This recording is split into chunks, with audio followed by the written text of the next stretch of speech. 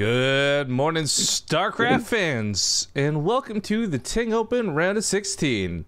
Somehow we're all awake at this hour, but it's not the worst hour. It's still an early hour. 7 a.m. here on the West Coast coming at you, and Zombgrip's camera is way not... Alright, one sec, guys. I swear to God. Dude, this is the one thing I really miss about Exploit. I never had to fiddle with her camera every single time we went live. But okay, oh, I just realized we're still on Skype. You want to hit me up on Discord real quick? Okay. Swap that audio around here all nice like. Speaking of Discord, by the way, let me mute this too. And then move you there, and then... Alright, hello? Hello? Okay, things should be all Gucci, but if they're not, guys, if you hear audio discrepancies, you know the deal. Let us know, we'll fix it for you. But yeah, if you don't know, a couple things have happened since we were online last. First and foremost, pat on the back, we got partnered on Discord. Supposedly this means better servers and a couple of other cool perks, and that'll be nice to see. So I'm gonna start pushing using our Discord a little bit more. But there's also a really cool feature on it here that I've set up for the sub gifting room. My friend Anastasia, she set up this really cool idea. I loved it, absolutely loved it, so I'm stealing it. Basically, if you guys are part of the stream, whether you're somebody who just can't afford their own sub, or maybe you're having a rough patch this month and you don't want to have your streak break, there's a room we set up. Our only request is that when you go to the room, write your Twitch name so we know who you are, and then the reason you'd like to have a sub gift. And hopefully, somebody, if not us, will be willing to be generous enough to throw you a gift. I love that sub gifting is now a thing. Like, I am super stoked about this. And yeah, so there's that. But of course, we're here for the TING Open. Actually, let's take a quick perusing over here to the brackets so you guys can see who's playing today. We got Impact, Zanster, Denver, and Hurricane. This is the round of 16 of the tournament, and the most notable thing here is the fact that this is going to be the first time the foreigners are meeting the Koreans. Let me actually also, I forgot we swapped out Game Heart. I gotta go do that real quick. So you hear the sounds fiddling, but yeah, this will be the first time the foreigners are facing off against Koreans, so unfortunately all Terrans are out. There are 0 Terrans in the tournament going forward. Feels bad, man. But the first map is going to be Impact versus Zanster. Now, this is a particularly interesting set of foreigners to match one against. Denver, less, I guess, renowned to him, but more cool tactics. We'll see what he has in store for Hurricane. But the first map are going to be Zanster versus Impact. And Zanster is really never been quite sterile in terms of, like, I guess, quality / tournament qualifying and all this other stuff. But Zanster's really up there in terms of, like, foreign Zerg players that I respect, that I like to watch play. I think this will be interesting watching him go up against Impact here. Yes, it will. The first one's going to be Battle on the Boardwalk, which I find very interesting. I hate this map, but ZvZ is going to be different. Yeah, well, the gold-based dynamic here. We'll talk about it, I guess, when we get in game. Quick to note, by the way, I've finished filming most of the new map intros. We'll be doing the editing and stuff as the week goes on, so we should have some new intros sooner than later, hopefully. That way we get those rocking and rolling. But I do want to quickly mention, before we get into the first game of the day, well, actually, first a favor to ask. If you guys wouldn't mind, I just linked a tweet and chat. Go ahead and retweet and like that. As I said before, a lot of you guys might not have a lot of Twitter followers, and that's cool, but the more retweets, the more likes this thing has, the more chances our current follower base, which is fairly large, will end up seeing it. So, share, retweet, whatever you gotta do, make us happy. But then, the other part of this is, or what I want to talk about, is the tournament prize pool / sponsorship, however you want to look at that. There's a Match Arena link in chat. We have raised over $1,000 at this point for the tournament, which is awesome, bringing it from 4,000 to 5,000, and a lot of that's been done just through some generous souls. But I want to remind you guys that the store set up on Match Arena has a like 100% like return to the prize pool ratio on it. So nice. Thank you, Devin Wolf. If you guys buy the $20 t-shirt from Ting, $20 will go to the prize pool. Ting's not looking to make money or profit off the shirts. They just put that there as cool, awesome ways to reward you for contributing to the prize pool for this season. But what a nice way to start the stream with Devin Wolf with 37 months and 300 bitty bits. I'm good whenever the players are zombie up. And thank you, Devin Wolf, for that double whammy. Also, I guess I should make sure that Bit Boss Battles is connected, not just like sitting there idly. authorize on Streamlabs, and then hop to the in-game scene while I do this. Sanster has a true portrait? Well, I guess he is on the same team. That's right, Zanster's part of Storm Gaming. Kind of forgot about that, to be honest. Yeah, that happens. All right, folks, one last call for the if you hear any audio discrepancies, if Zombie Up's too loud or too quiet or vice versa, let me know so we can adjust things on the fly. But let's get into game 1 here in the round of 16 for the Ting Open. Spotting here to the upper left side of the map, we have the Korean Zerg player. It's Dead Pixels Impact. In the top right, as the purple Zerg, he is Storm Gaming's Zanster. Now, we should explain briefly that all the games are going to be playing on the North America server. This is not ideal for either player. There is some slight favoritism, excuse me, where the European players will benefit more from the East Coast server, and the Korean Zergs, or well, not Korean Zergs, the Korean players will benefit more from the West Coast server. So we've started off on Central just for the first game of the series, but we are going to be doing losers server favoritism. So if Zanster loses, we'll play on East Coast. If Impact loses, we'll play on West Coast, and so forth going forward. But we will not be swapping to the Korean server. We will not be swapping to the European server. Zanster says that Central works out fine for him too, which I'm sure Impact will appreciate. Sure, meet him halfway. Yeah. Apparently there's no change, which, I don't know, sometimes there's good days and bad days, but we already have Impact going for the specialty of Battle on the Boardwalk, which is this gold base. It's protected by rocks and your main base. I find this move interesting for a couple of different reasons. One, obviously, is like if you can get away with the gold base in any matchup, that's always going to feel a little bit better. But it is that danger that if Zanster knows how to tear down these rocks in time, you know, Impact's not going to have creep spread for so bloody long. There's going to be no queen support. The base could be potentially very vulnerable. I'm not saying that that's how it's going to go. It's just a possibility of how this goes. It is worth mentioning, too, for those who have not been keeping up to date with the patch, mineral patches on the normal bases have been upgraded a little bit, so they got a little bit more on them compared to what they've had in the past. Right, yeah, same with the gases, so complement that. But Impact, he's going to get it with the gold base, it feels like. It could be a very popular move in ZvZ as the map continues to develop. Just because, you know, you're not going to too often either get early lings or want to use early lings, you know, in numbers of 6 or even 8. That's still pretty low, though. It still takes a long time to chip down the rocks. By that time, a queen could be made, an overload could be put over there, and defenses could be possibly readied. This are the layers going down. This is actually kind of clever. Because this will mess with scouting, of course. The likelihood of Zanster being down there is not very high, but darts on into the main. You should just run to the gold base after seeing no natural, and obviously seeing that you know, things are all Gucci in the main, nothing too weird here. So he should actually see that the layers form down there. Actually, the Overlord down here also got a peek at the creeps, so he knows the base is there, but he didn't know about the layer. He'll definitely see that as the lings go to die. Also, big thank you to Carefree Rogue for the 4-month resub. Says so proud to be part of the great channel. Keep it up, folks. I'm proud to have you as a sub, man. Thank you very much.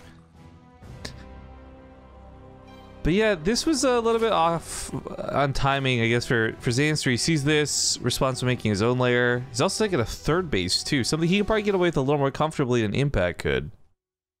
Yeah. Impact's third base is going to be his natural.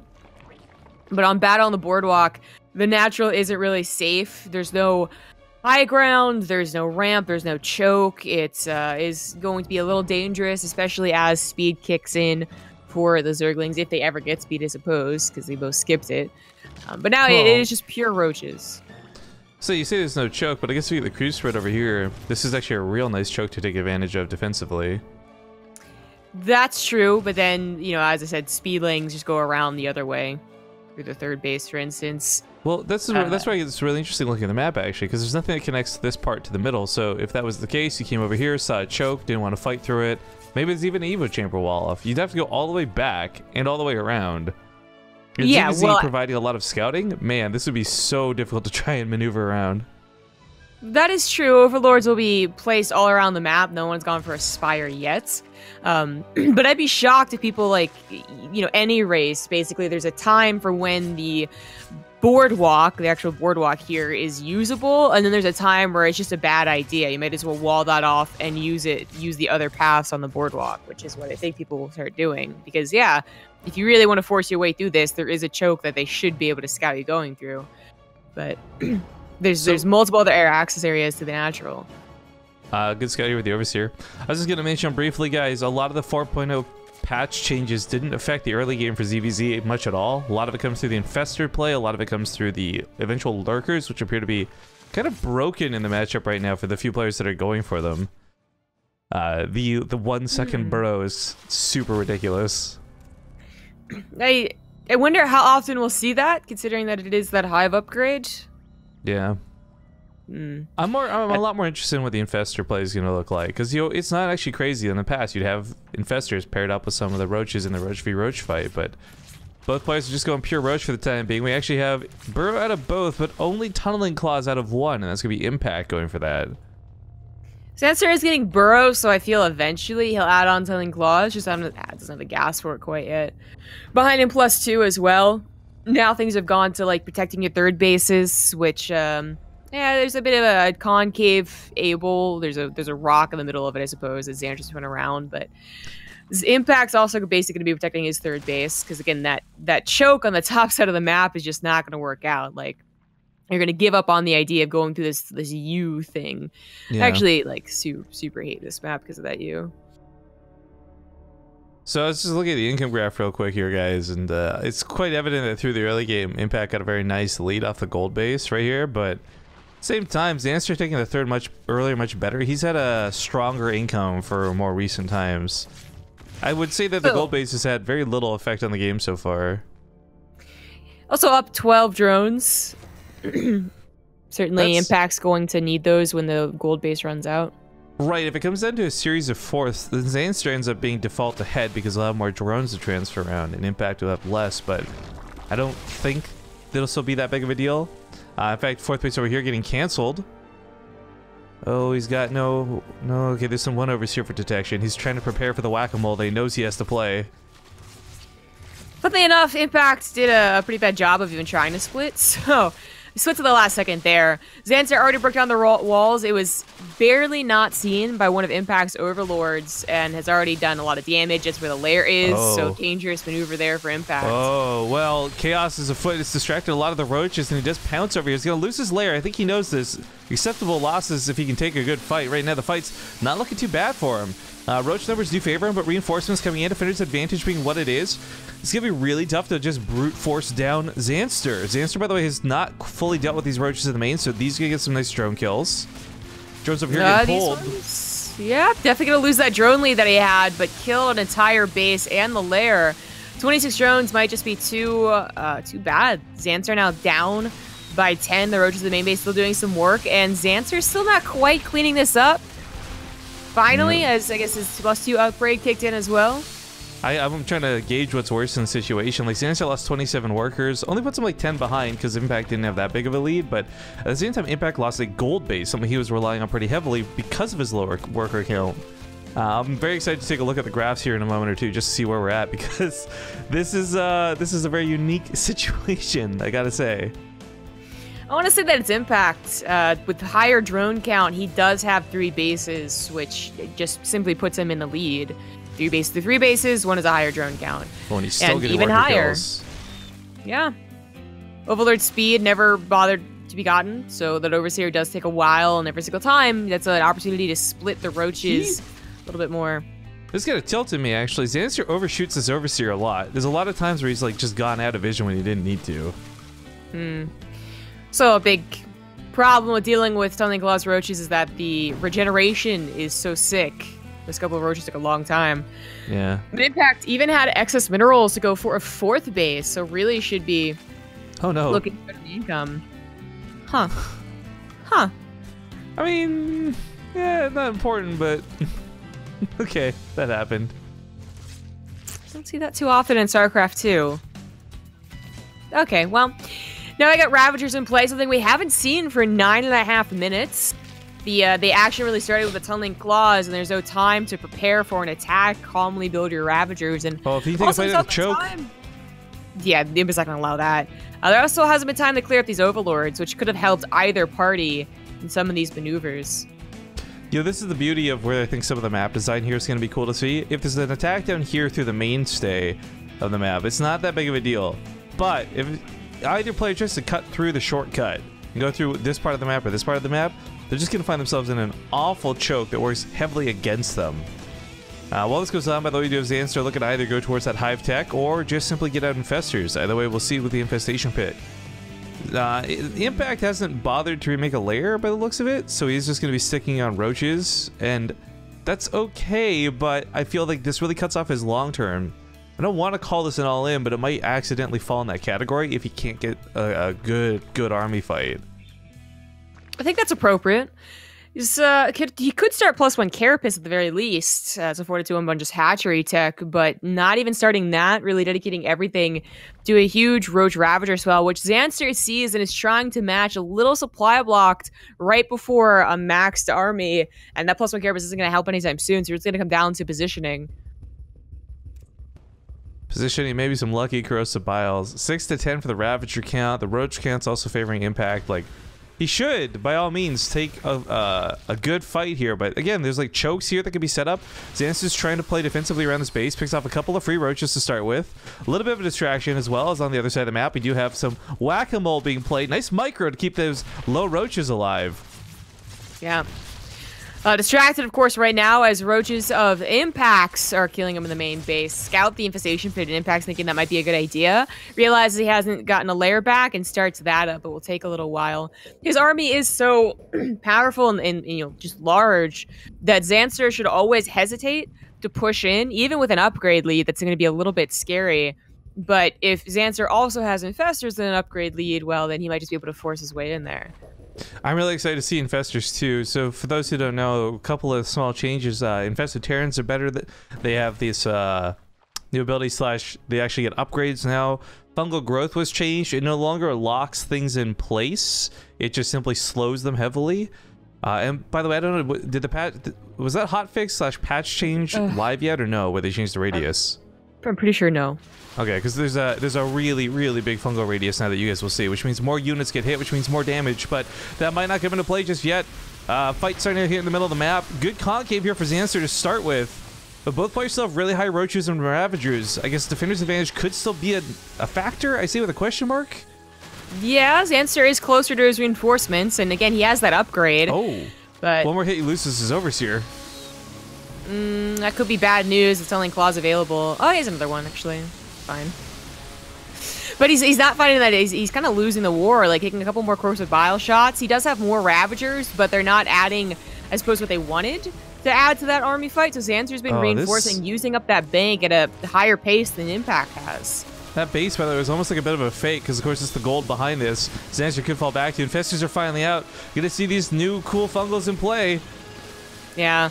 He's gonna have to stop getting that habit of burrowing them, as fungal will no longer be castable while burrowed with that hotfix. I don't know when it's coming, but I'm not sure if it's supposed to be a hotfix or a balance fix, like a giant patch on a Tuesday type thing. But anyways, fungal is grabbing a lot of the roaches. Concave versus convex here as they choke through another small portion of the map. But this does not go so well here for Zanster. Now he does sneak in the gold base on the backside, and Impact doesn't know about this, but Impact's still himself forced to be in this weird all-in situation.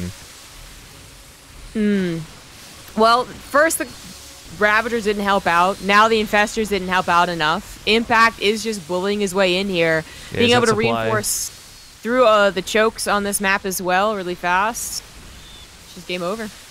I was really hoping to see the Infestors maybe be the tide-churning move that Zanster needed, but GG's get called, and Impact takes game number 1. Also, thank you kindly to user 65118 coming in for a resub there at the end of the game. 2 months says, yay, I resubbed. Yay, you resubbed. This bug. Oh, what bug? You have to log in after. Oh, yeah, that's annoying. Every map. So do you need the map order again, or did you write it down? Yeah. I'm just gonna write check at a black pink bizzle and then I don't Ascension. Boom. Teamwork. Yay. Yeah, thank you for those of you who are joining us on this, I guess, early Sunday morning for some StarCraft 2. There's actually a lot going on if you guys haven't seen. I think like Wardy's casting go for StarCraft. Crank was doing some talk show thing. Now Ravi's got his thing. There's a lot of StarCraft going on this morning, which is good.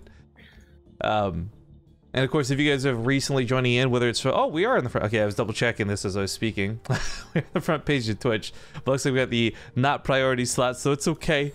We're gonna get a couple of new friends today, but not a whole hell of a lot. And that's all right.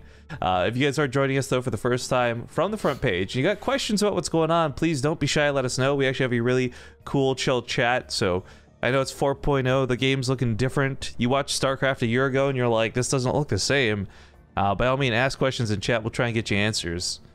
And of course, I do want to remind everybody to use the !sub gift command and the !sub command to take a look at subbing, because I do want to pick out some subs to give away before the end of stream today. And so far, there's only one ringer here in the, or one contestant in the ring. It's Jumbako. He says, I'm Jumbako on Twitch and my sub ran out. I'd love to support the stream, but I'm in between jobs right now and can't afford a sub. That sounds like a good as reason as any to give somebody a gifted sub. Yes, it does. Very nice. People mugging you and mugging me and stealing stuff from our inventories that don't exist. Nice try, nerds. Yeah. We broke because about 100 other people had the same idea you had. All right, we got a quick pull coming down from this guy. Top left side of the map, ladies and gentlemen, it's the blue Zerg Impact. In the bottom right has the purple Zerg Zanster. Catalyst being one of the new maps introduced to the season alongside 4.0's Balance. Thank you very much to Shamalius for the 22-month resub. Come back for another round. Glad to have you back. But yeah, Catalyst doesn't seem to have too many weird quirks to it. I've actually seen a lot of, I don't know if a lot's the correct phrase, but I've seen some negative feedback about Neon Violet Square, but outside of that, not a lot of complaints about the maps. That's correct. They all have their oddities. Well, Catalyst doesn't really, but Battle on the Boardwalk, Neon Violet Square, those certainly have the oddities. Catalyst is a very normal, straightforward map with limited terrain, you know, terraform, and I guess the third base is like in some case, like compared to some other maps, a little bit awkward, but not particularly. Perhaps Impact, you know, straightforward map, kind of a smaller map. That's why he does the early pool, but also might just be running with the momentum of winning that last game. That was Speaking of which, fairly seen. I was gonna say, I actually should have checked the vision of the Overlord, not the links, but he'll definitely see it with the second one, so no question about it, but not much he can really do. Yeah. His spawning pool's not done, and he's just got to hope that the Zerglings waste time on this hatchery. Yeah, he is saving larvae. That's about all you can do to build as many lings as possible, but he's also going to have to determine, is it a flaw in? Is it the just a, you know, gasless? Well, with more lings on the way and his Overlord seeing that, I think he realizes that it might be, well, of course, the speedling follow-up, but... Oh, he's pulling drones, man. Well... Wants to hold this, going to cost him a little bit. Nice drone walking through this, saves a couple of the low-health ones. Makes these fight against the Zerglings a little bit more tolerable. He knows he can't lose too much, though. 7 drones die and it equalizes. Still a bit of a lead through this hatchery, but the follow-up of those Banelings, even if Zanster holds on against this fight, because he's going to have no speed, right? This is going to be a hell of a follow-up to deal with. Yeah, there's no reason for Impact to hide what he's doing. That Overlord of Zanster would reach his natural very quickly on a bit of a smaller map and, you know exactly what's up. So he's just rallying all of the lings forward, trying to build those Banelings. That one should definitely finish. Oh, God. Good hit on the backside. Yes. There really weren't that many lings left over for Impact, though, but he is continuing to rally forward. Zanster droned just a little bit, but that little bit, you know, sometimes can be like for death. Oh, he's like 20 gas shy of getting his own speed, or maybe swapping over to his own Bailey Nest. Trying to play this in a somewhat gasless manner at this point, that's going to be really tough. In fact, at this point, he might be better off just having 4 lings on the ramp, hold position rather than queens, but pulse round comes down, Bailey's got a good hit, good transfuse out of Zanster to keep that queen alive, and he's going to defend against this ling push. And Impact has to win. There is no, like, trading for him at this point. He was supposed to break Zanster there, and that was supposed to be game. Yeah. The Baneling hit actually, like, it didn't kill all of the Lings, but even if it hadn't with the Transfuse, the Queen seemed to be sturdy enough, and Impact just doesn't have enough units. I mean, he has some pretty powerful units, Speed and Banelings, but he doesn't have enough of them, so bulking up again, waiting a little while longer, but that gives time for Zanster to get a couple more Queens. Ideally. He was trying to focus fire down the Banelings. One of the Queens goes down really quickly, just shy of a transfuse on each of his Queens that go down, and this momentum out of Impact is huge. Yeah, that was pretty nice. Perhaps a little overconfident with the Queens. Now loses another one. There's one that just popped in the main base, but she won't be able to hold on for very long alone. And that's actually game. GG. Oh, that was really close to being a like a very solid hold out of Zanster, but nice 2-0 start here for Impact. Also, we had some bitty bits coming during that game, but it took off very quickly, so forgive me for not saying it right away. But thank you, Diesel Max Power. Says it only takes 3 days of Terra and Wine to get balance changes. Must be nice. And then a hell lot of M-Canning salts. I have no strong opinions on the matter, but we are going to go to our first commercial break of the day, guys. So do us a favor, sit tight. If you're new to the channel, please be aware that we do take commercial breaks every so often. However, you will never see commercials over gameplay footage, and you will never see us abuse the commercial button. And so usually every 2 games or so we're between series. So sit tight. We'll see you guys soon. All right, folks, welcome back. We're going to hop directly into the game after that break. Thank you for giving us a moment here to catch our own breaths, but this could be the end of the series. I'm hoping that's not going to be the case, but currently up 2-0 with a nice lead on the top right of the map. We got the Blue Zerg Impact. And in the bottom left, as the purple Zerg, it is Zanster. All right, we'll see if Zanster comes back swinging.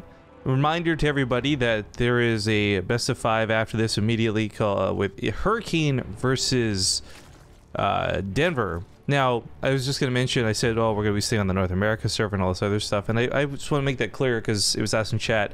We're talking about specifically for the foreigner versus Korean matchups. If it's Korean versus Korean and like European versus European, obviously we'll go to their respective servers. But right. Yeah, for now, still dancing between that, I guess both of them sucking up the ping difference. Yeah, and Zanster not, again, minding Central is a little bit more favorable to what Impact was probably going in here expecting. But not going for an early pool, neither one of them. Going for hatcheries instead. Black-Pink is a fairly long map. Not even just looking at the mini-map, you can tell that, but also the pathways on which you have to take are a little windy.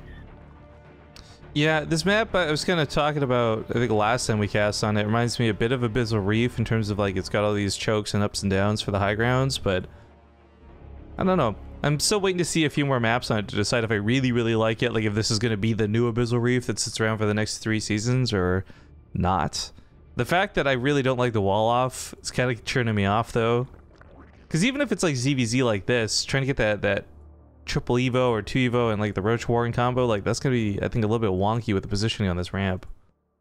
This map's already one of those maps that is so regardless of like the kind of like almost bug that exists for Terran players and the awkward supply depot, I'd say for Zerg they already looked at this map and said it would take too long for creep to be like really safe about it, but I'm not 100% certain on that.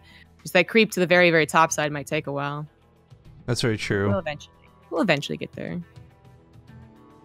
Alright, so a lot of people are asking, this is patch 4.0, it's the newest version of the game, but as we had mentioned in the previous game, a lot of the changes to Zerg don't come into effect until like after layer tech, and even then it's like the latter half of layer tech, so things like the big lurker change, the infestor change, these aren't things we're gonna maybe see much of, at least not too much with how the game plays out right now. It would be cool to see, obviously, but it's dependent on the players. Also, I see a lot of people linking the match right now in chat. Of course, that is the prize pool for the tournament going entirely towards the players, so be sure to check that out when you get some time. Nice start to the fight for Sanster. Yeah, a little bit of a scuffle with the first couple of Lings. Usually not too important, but might stop, for instance, these Queens from killing an Overlord. That would be ideal, but Zanster loses high ground and gives up anyways. First game of the day, they both went the Roaches, which was like an interesting way to play, I guess, Battle of the Boardwalk. Like, they both agree just go for Roaches, skip speed. Not going to be this game. Both going for speed. In fact, Impact already going for Banelings as his third base gets put down. Zanster now on the same boat. How is this actually going to look? Zanster put those in front of the Overlord, but Impact didn't, so might look a little bit better for Impact. Oh, that's so close to getting a good pop, but that's not going to be the case. Loses all the lings, now falls back. A lot of Banelings for him to have to dance and to deal with. Jones better be splitting, because right now, it's going to be bad news bears for that mineral line. The Banelings, actually, I was going to say, with that kind of split, right, and not that many drones in the natural weren't that useful. They would have been preferable on the front lines helping these lings right now. Yeah, I thought they were at least going to try and take out a larva or something, as we often see be the case, but that wasn't what happened there at all. And Zanster's now making a lot more lings. He's held on pretty decently. His own attacks are not exactly going super well for him either, but he's got an army supply lead, a definitive one at that. I would say that's a mistake. Impact, if you're gonna go for the drones, it's usually 2 Banelings first of all, and then the other 3 Banelings could have been some more sneakier for the actual engagement. But investing all of them into the natural, that was certainly a mistake. One that didn't end the game, of course, but one that gave Zanster a momentary increase in army supply, momentary momentum. Beats by Dre? Question mark. Lings, Banelings, you name it. Zanster's at least going to have creep spread to try and dance between these bases. That's the downside for Impact. He can't really pull his queens over to the third. But not reinforcing in here immediately. A lot of lings chewing away at that hatchery. Some damage done getting, or some damage getting done for sure. It's done getting. It's done getting. It's very, very country of you. It's very 7:30 a.m. is what it is for me. Banelings are going to clean this off. Both players end up losing a couple drones apiece. We just saw Zanster have a big round finish up though, so he's up a good chunk right now, and it's probably the longest in a long time we've seen somebody not go to roaches, but finally Impact's went down that roach warren. Yeah, they both are setting that down. Zanster gets an evolution chamber. Impact, he has the minerals for it, so I'm wondering if he's even going to get one, perhaps looking for more of an all-in with a comfortable amount of drones to reinforce with it. Quickly just mentioning Tefrenic, sorry dude, or Techfrenic, missed that earlier, Twitch Prime sub coming in here, comboed with Blue Boy 7 also digging deep into his generous Twitch Prime pockets to throw us a sub. Thank you very much to both of you. Roaches coming out for Impact first, but of course these are roaches that are not going to have speed. It'll take them a long time to get across the map, so good defensively, not so much of a danger for Zanster yet. He scouted the roach warren too, so he knows that these are on the way. The question really is it an all-in? That's, this is a very classic ZvZ. It happens all the time, yet it can be difficult to scout. And it looks like Zanster absolutely scouted incorrectly, read everything wrong, just made way too many drones. I don't think he can hold with this many drones being made. Not unless half those drones are made into spine crawlers, and those spine crawlers sometimes have time to complete. Like, this is really bad for Zanster, guys. I'm not sure if he overdroned and it was a total accident, or maybe he did just misread the situation. This is not looking good, though. There's too many roaches. Yeah. Thing is, like, you could drone up to, I want to say, like, 50 and maybe have a hole. Okay, looks like Impact wasn't paying attention, but still gets a lot of the drones anyways. 11 go down. He was trying to get these spines up. Had these, like, with a big maybe finished up. There's a small chance he takes a decent fight, but these spines are probably going to be focused down before they actually get to finish. Even if they're not, Impact might just walk past them. Well, that's gonna be game, I think. Like, the momentum is gonna be too strong. Lings are still, of course, coming across the map, and Zanster's way too greedy. I'm just shocked at that read, man. Everything was going perfectly fine for Zanster. If we're gonna be honest, guys, he wasn't in a particularly bad spot or anything until he made 16 drones.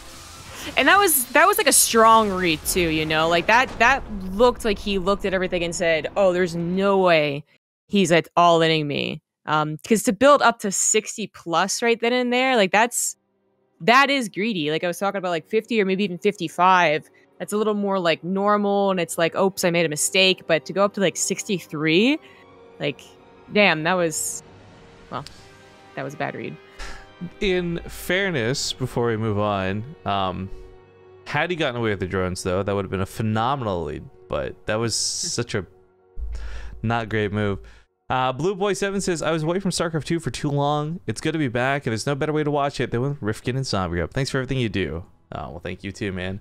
All right, folks, do me a favor here. We're going to have to go to some sponsored content in a moment. We'll go grab our players for the next matchup, Hurricanes Online, and we'll get these videos started. But while we are doing this, make sure to check out the sub gift room here on our Discord, which is now partnered. Hey, thumbs up. It's a public Discord, by the way. If you guys ever want to just use this in your off time, play games with your friends, by all means, go ahead. Hang out the cool kids BaseTradeTV Discord.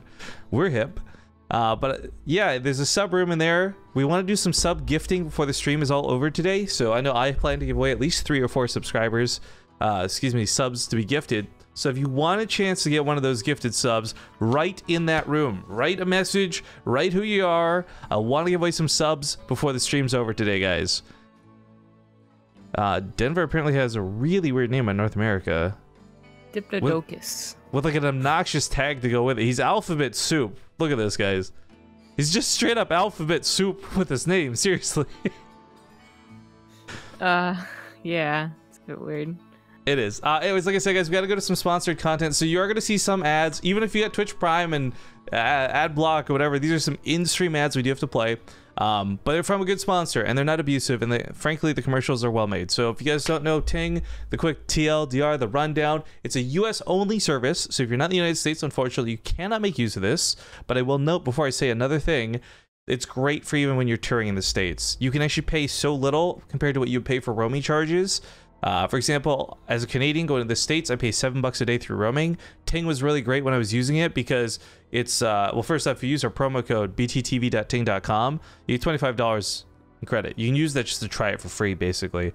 But you just pop a SIM card in, it's $5, and then just pay for what you use. So if you're not planning to use it a whole lot, you're going to spend very little. And that's kind of the selling point of Ting. They're not really for people who want high data, though. So if you're somebody who's specifically like maybe the college kid who doesn't have huge phone plans and, you know, you're sitting around Wi-Fi all the time, Ting might be just for you. Either way, we'll let them talk about it a little bit more, and I'll see you guys in a few minutes while we get these videos started and these ads out of the way.